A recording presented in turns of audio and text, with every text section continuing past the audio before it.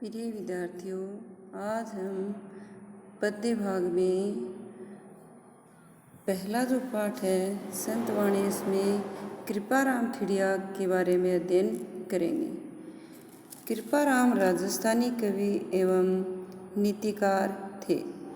कृपाराम तत्कालीन मारवाड़ राज्य के खराड़ी गांव, जो वर्तमान पाली जिले का गांव है, के खिड़िया शाखा के चारण जाति के जगराम जी के पुत्र थे। पिता जगराम जी को नागौर के कुचामन के जो शासक ठाकुर जालिम सिंह ने जसूरी गांव की जागीर प्रदान की। वहीं इस विद्वान कवि का 1743 ईस्वी में जन्म हुआ। कृपाराम राजस्थानी भाषा डिंगल और पिंगल के उत्तम कवि थे। उत्तम कवि होने के नाते उनकी विद्वता और गुणों से प्रभावित होकर सीकर के राव राजा लक्ष्मण सिंह ने महाराजपुर और लक्ष्मणपुरा गांव इन्हें 1858 में जागीर के रूप में दिया। नीति संबंधी राजस्थानी सोरठों में राजियारा सोरठा सबसे ज़्यादा प्रसिद्ध है। भाषा और भाव दोनों की दृष्टि से इनके समक्ष अन्य कोई दोहा संग्रह नहीं ठहरता। संबोधन काव्य के रूप में शायद यह पहली रचना है। इन सोरठों की रचना अपने सेवक राजा राम को संबोधित करते हुए की थी, क्योंकि इनके सेवक राजा राम हमेशा दुखी रहते थे और उन्होंने कवि की खूब सेवा की थी। उससे खुश होकर उन्होंने उससे उनके दुख का कारण पूछा। तब राजा राम ने अपने दुख का कारण बताया कि उनके कोई संतान नहीं है और संतान के अभाव में उनका वंश आगे नहीं चलेगा, और कहा कि मेरा नाम तो संसार से लुप्त ही हो जाएगा। कवि कृपाराम ने कहा, तू चिंता मत कर, तेरा नाम लुप्त नहीं होगा, मैं तेरा नाम अमर कर दूंगा। कृपाराम ने नीति के दोहों की रचना की और उनमें राजिया को संबोधित किया, जिसकी वजह से राजिया का नाम सचमुच अमर हो गया। इन दोहों में राजिया को उन्होंने संबोधित किया है। अब हम कृपाराम द्वारा रचित जो सोरठे हैं उनका अध्ययन करेंगे। इन दोहों में उन्होंने नीति से संबंधित बताया।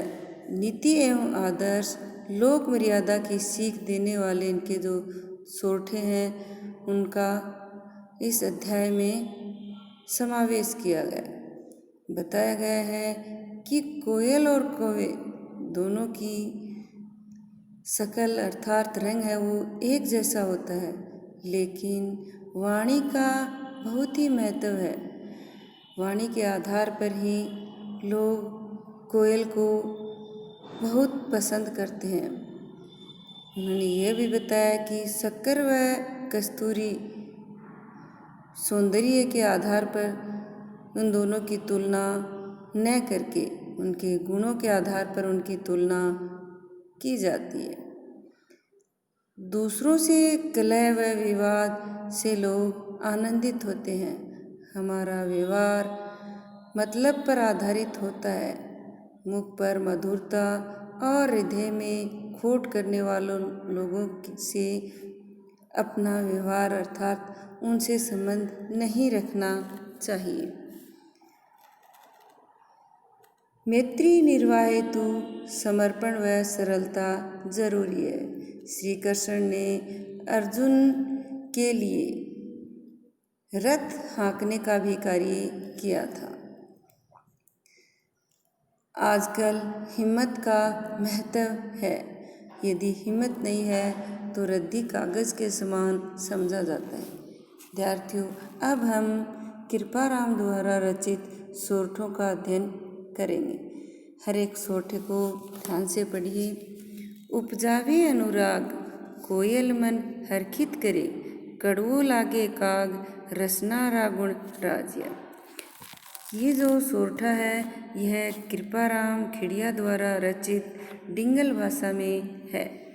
इसमें वाणी की महत्व है या वाणी का महत्व है उसको प्रदर्शित किया गया है। क्या बताया है? कवि कृपाराम कहते हैं कि हे राजिया, कोयल मधुर वाणी में बोलकर सभी के हृदय में अनुराग अर्थात प्रेम उत्पन्न कर देती है। जब कोयल बोलती है तो सभी को बहुत ही सुहावनी लगती है, जिससे मन है वो प्रसन्न हो जाता है।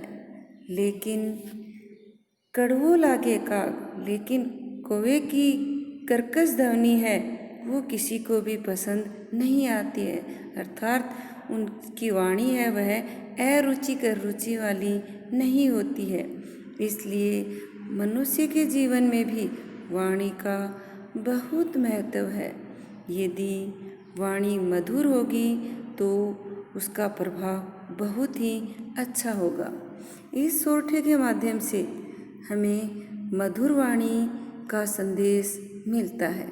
साथ ही यह भी आभास होता है कि संसार में रहते हुए मधुर वाणी बहुत ही ज़रूरी है, जिससे हम लोगों को अपनी तरफ आकर्षित कर सकते हैं।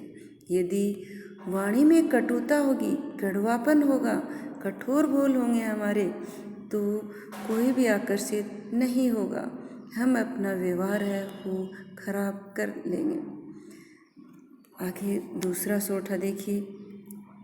काली घनी कुरूप कस्तूरी कांटा तुले, शक्कर घनी स्वरूप रोड़ा तुले राजिया। प्रस्तुत सोरठा राजिया को संबोधित करके कवि कृपाराम ने बताया है कि क्या बताया, इस सोरठे में गुणों का महत्व बताया है। क्या बताया? हे राजिया, कस्तूरी है वो बहुत ही काली होती है अर्थात सुंदर नहीं होती है। कुरूप कि उसका रूप है वो सुंदर नहीं होता है, लेकिन उसे कांटे अर्थात जिस तराजू में सोने चांदी को तोला जाता है उसी तराजू में कस्तूरी को तोला जाता है। शक्कर घनी स्वरूप, लेकिन शक्कर है वो बहुत ही सुंदर होती है, सफ़ेद होती है और उसे पत्थरों से तोला जाता है। रोड़ा अर्थात पत्थरों से तोला जाता है। इसलिए मनुष्य को भी कभी भी सुंदरता पर अभिमान नहीं करना चाहिए। यदि उसके अंदर गुण है तो उसका बहुत ही महत्व है, लोग उसका आदर करते हैं। तो इसके माध्यम से भी गुणों की श्रेष्ठता को उजागर किया गया है। साथ ही लोक मर्यादा अर्थात संसार में उस मर्यादा का भी संदेश दिया गया है। तीसरा सोरठा।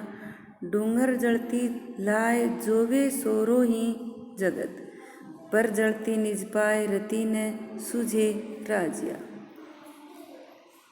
प्रस्तुत सोरठा कवि कृपाराम द्वारा रचित राजियारा सोरठा में से अवतरित है। यह हमें इसका प्रसंग लिखना होगा। इसमें मनुष्य के जो अवगुण हैं उन पर ध्यान देने का भाव व्यक्त किया है कि मनुष्य को अपने अवगुणों की तरफ ध्यान देना चाहिए, दूसरों की तरफ न ध्यान दें। उनके जो अवगुण हैं उनकी तरफ इशारे न करके अपने जो अवगुण हैं उन्हें दूर करना चाहिए, दूसरों की बुराई नहीं करनी चाहिए। क्या बताया है कवि कृपाराम ने? कवि कृपाराम ने अपने सेवक राजिया को संबोधित करते हुए कहा है, हे राजिया, डूंगर जलती लाए, लाय का अर्थ है आग की जो लपटें हैं वो, डूंगर का अर्थ है पहाड़। तो दूर पहाड़ पर जलती हुई आग, जो वे सोरों ही जगत, जो वे दिखाई देता है संसार के सभी लोगों को। अर्थात यदि पहाड़ पर आग लग जाती है तो संसार के सभी लोगों को दिखाई देती है। पर जड़ती निज पाए रति न सूझे राज्य, लेकिन अपने पैरों पर जलती हुई आग, अर्थात अपने नज़दीक जलती हुई आग है, वह उसे दिखाई नहीं देती है।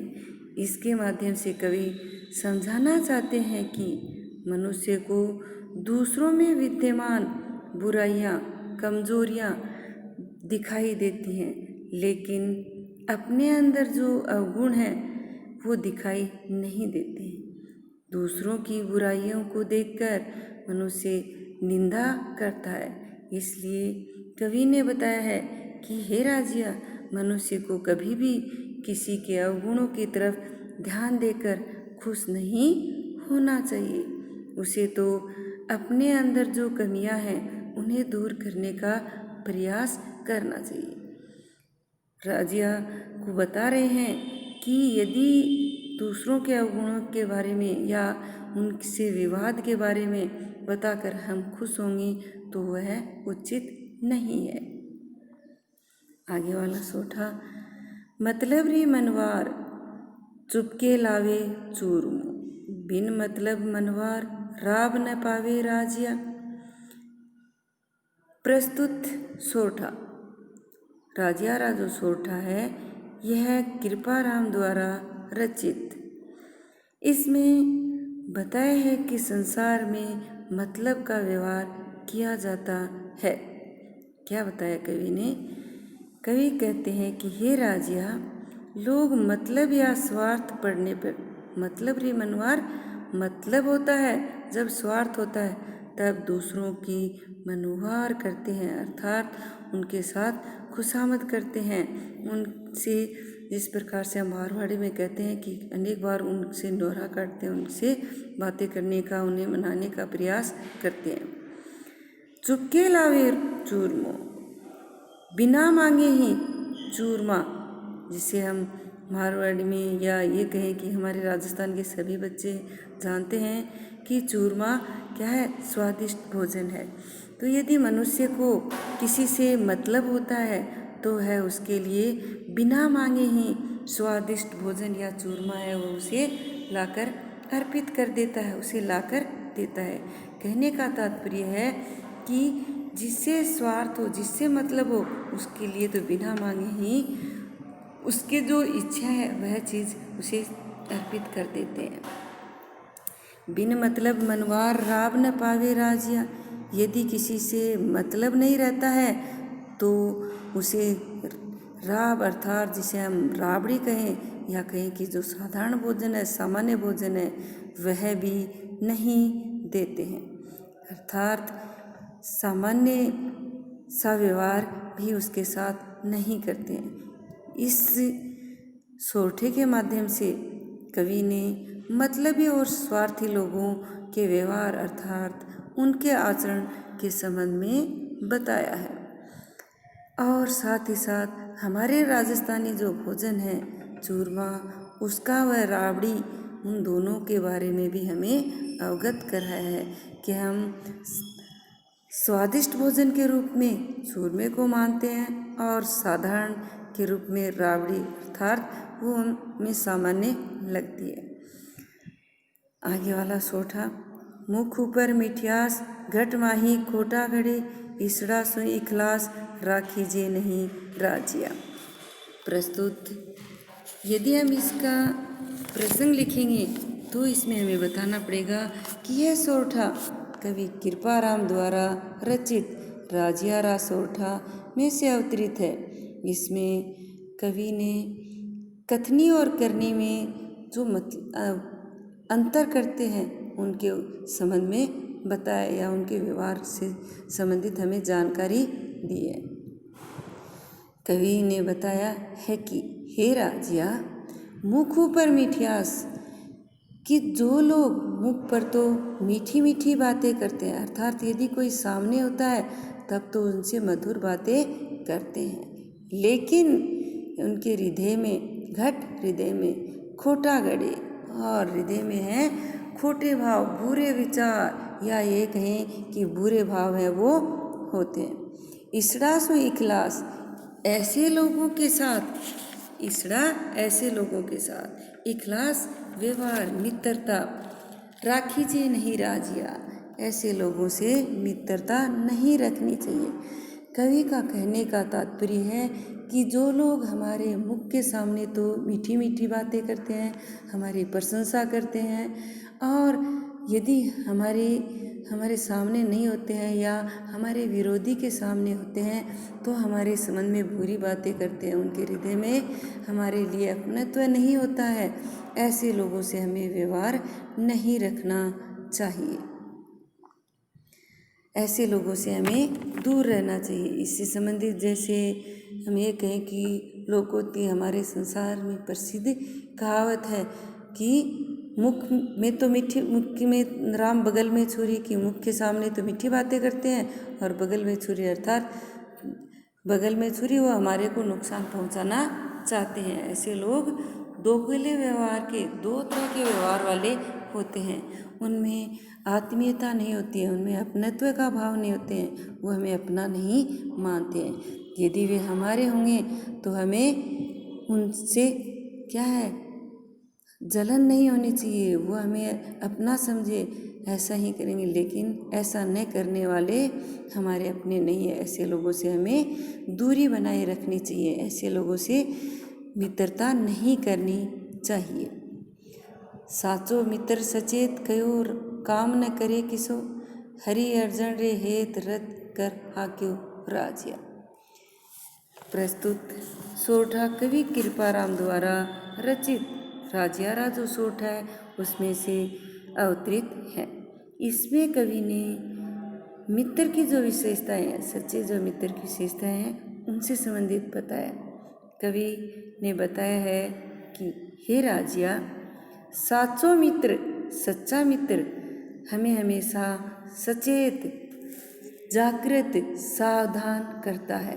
कयो काम न करे किसो, यदि हम उसे कोई काम कह देते हैं तो वह काम बिना कहे या कहने पर वह काम है वो है कर देता है, अर्थात हमारा सच्चा मित्र, हमारा वास्तविक मित्र और हमारा भला चाहने वाला मित्र वही है जो बिना कहे हमारे कार्य को समझ जाता है और हमारे लिए पूरी तरह से समर्पित रहता है। यदि कोई नीचा कहे या तुच्छ काम भी यदि हमारे भले के लिए उसे करना पड़े तो वह भी उसके लिए तैयार रहता है। इससे संबंधित कवि ने उदाहरण देते हुए समझाया है, हरि अर्जन रे हेत रत कर हाक्यो राजिया। जिस प्रकार से हरि कृष्ण जी ने अर्जुन से हेत मित्रता होने की वजह से, कृष्ण जी की अर्जुन से मित्रता थी, अर्थात उनसे लगाव था, इसलिए उन्होंने महाभारत के युद्ध में उनके रथ का सारथी बनना स्वीकार किया। अर्थात महाभारत का जब युद्ध हुआ तो श्री कृष्ण अर्जुन के रथ के सारथी बने थे, अर्थात उनके रथ को हाँकने के लिए वो सहर्ष अपनी खुशी से मन से वो तैयार हो गए थे, जिससे लगता है कि उनकी मित्रता मन से थी, वो उनका भला चाहते थे। आगे वाला सोठा, हिम्मत कीमत होए बिन हिम्मत कीमत नहीं। प्रस्तुत सोठे में कवि राजिया ने बताया, कवि कृपाराम ने राजिया को बताया है कि हे राजिया, इस संसार में रहते हुए हिम्मत का महत्व है। हिम्मत शक्ति, साहस, कीमत का महत्व है। बिन हिम्मत कीमत नहीं, बिना हिम्मत के कोई मोल नहीं होता है, अर्थात यदि हिम्मत नहीं है तो कोई भी उसका आदर नहीं करता, उसे कोई भी नहीं पूछता है। करे न आदर को कोई भी उसका आदर नहीं करता है। रद्द कागज जो राजिया, जिस प्रकार से रद्दी कागज़ होता है, इसमें भी उदाहरण देते हुए समझाया है कि जिस प्रकार से रद्दी कागज़ होता है तो उसको कोई भी आदर न करके, अर्थात उससे कि ये कोई काम का नहीं है, तो हम क्या करते हैं कि उसकी गेंद सी बनाकर उसको कचरे में फेंक देते हैं, अर्थात उसकी उपेक्षा की जाती है। तो इसमें इन दोनों सोठों में कवि ने उदाहरण दिया है, तो इनमें अनुप्रास व उदाहरण अलंकारों का प्रयोग भी हुआ है। साथ ही हिम्मत कीमत होए बिन हिम्मत कीमत नहीं, इसमें हिम्मत कीमत शब्दों का 2 बार प्रयोग होने से यमक अलंकार का भी प्रयोग किया गया है। ये विद्यार्थियों, हमारा जो पहला पद्य भाग था वह पूरा हुआ। अब हमें इसके वस्तुनिष्ठ प्रश्न है वो समझने हैं। आशा सापने की औषधि है, अर्थात हमने पहले पढ़ा था कि आशा ये रूपी सर्पिणी है, उसकी दवा क्या है, तो इसका उत्तर होगा संतोष। कवि ने कस्तूरी व चीनी के माध्यम से मनुष्य के किन गुणों की ओर संकेत किया है? कवि ने कस्तूरी और चीनी के माध्यम से, अर्थात कस्तूरी काले रंग की होती है, चीनी सफ़ेद रंग की होती है, लेकिन कस्तूरी को तो सोने और चांदी के कांटों में तोला जाता है और चीनी को पत्थरों से तोला जाता है, इसलिए बताया है कि गुणों का महत्व है। तो इसके माध्यम से कवि ने आंतरिक गुणों का महत्व, अर्थात गुण है उनकी ओर संकेत किया है। अति लघुत्रात्मक हंस के उदाहरण से कवि क्या शिक्षा देना चाहता है? कवि हंस के उदाहरण से बताना चाहता है कि हंस है वह क्या है, दूध को ग्रहण कर लेता है, पानी छोड़ देता है। उसी प्रकार से मनुष्य को भी अवगुणों को अपना लेना चाहिए, अवगुणों को त्याग देना चाहिए, अवगुणों को त्याग देना चाहिए और गुणों को अपना लेना चाहिए। मोल करो तलवार का, पड़ा रहने दो म्यान। इसमें कवि ने बताया है कि मनुष्य को कभी भी जो संत लोग हैं, सज्जन लोग हैं, साधु लोग हैं, उनसे जाति नहीं पूछनी चाहिए, उनसे हमेशा ज्ञान की बातें ही पूछनी चाहिए। इसलिए बताया है कि हमें म्यान की तरफ ध्यान न देकर तलवार का मोल है वो करना चाहिए, अर्थात सज्जन जो लोग हैं उनसे ज्ञान की बातें पूछनी चाहिए। कबीरदास ने संगति का क्या प्रभाव बताया? कबीरदास ने बताया है कि यदि मनुष्य की संगति अच्छी होगी तो वह कभी बेकार नहीं जाती है, अर्थात अच्छी संगति से अवश्य ही मनुष्य को फायदा होता है, उसका जीवन है वो उज्जवल सार्थक बन जाता है। ईश्वर प्राप्ति में बाधक अवगुण कौन कौन से बताए गए हैं? ईश्वर प्राप्ति में बाधक है काम, क्रोध, अभिमान, लोभ, घर के प्रति मोह है, ये सभी ईश्वर की प्राप्ति में बाधक है। तुलसीदास के अनुसार इंद्रियों की सार्थकता किसमें? तुलसीदास के अनुसार इंद्रियों की सार्थकता दूसरों का भला करने में संभव है, अर्थात परमार्थ, दूसरों के लिए अर्थ, दूसरों के भले के लिए ही इंद्रियां वो सार्थक हैं। कवि के अनुसार मनुष्य के जीवन में संगति का क्या प्रभाव पड़ता है? तो कवि के अनुसार यदि अच्छी संगत होगी तो मनुष्य का जीवन है वो सुखी हो जाएगा, और यदि बुरी संगत होगी तो मनुष्य का जीवन है वह बुरी संगति में पड़कर नष्ट हो जाएगा। इसलिए ये विद्यार्थियों, हमेशा संगति है वो अच्छी ही अपनाने का प्रयास करिए। अच्छी संगत है वो उन्नति की तरफ ले जाती है और बुरी संगत है वो मनुष्य को अवनति की तरफ, अर्थात उसके विनाश की तरफ उसे धकेल देती है। इस क्वेश्चन के माध्यम से कहें या कवि के अनुसार कहें तो हमें आभास होता है कि हमारे जीवन से संबंधित भी हमें पता चल रहा है कि मनुष्य को अपनी संगत है वो हमेशा अच्छी बनानी चाहिए। विद्यार्थी जीवन में जो संगत बन जाती है, जो संगति हो जाती है, जैसे विद्यार्थियों की या ये कहें कि जैसे मित्रों की, वही संगति आगे युवावस्था में तुम्हारे पूरी तरह से जकड़ लेती है, वैसा ये प्रभाव पड़ता है। इसलिए अपनी संगति हमेशा अच्छी बनाने का प्रयास करें। जीवन है वो है बार बार नहीं मिलता है, यह अमूल्य है, इसलिए संगति अच्छी ही बनाए जिससे तुम्हारा जीवन है वो सफल हो सके। अब तुम्हें इस पाठ के भावार्थ व क्वेश्चन हैं वो अति लघुतरात्मक तक सभी करने हैं। जो भी नहीं समझ में आए वह पूछ सकते हैं। प्रसंग लिखकर व्याख्या करें और उसके बाद विशेष करें। धन्यवाद।